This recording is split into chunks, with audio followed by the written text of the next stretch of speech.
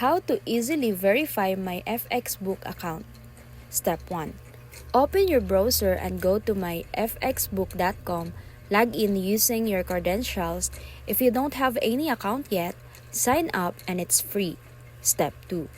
Click Add Account in the dashboard. Choose your broker platform like MT4, MT5, CTrader, or etc. You'll be given several options: auto-update via EA, publisher, or investor password method. Select investor password method to faster verification.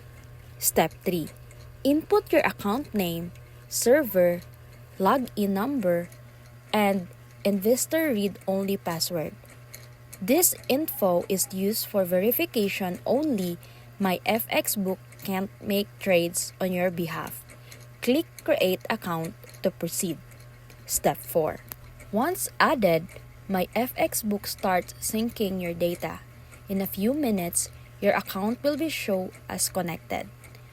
If there's a red unverified warning, check that your investor password and server are correct.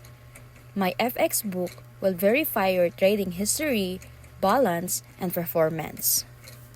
If you want others to see your verified results, go to your account settings and toggle Make Public on. You can customize what data is shown like equity, history, and trading system info. And that's it.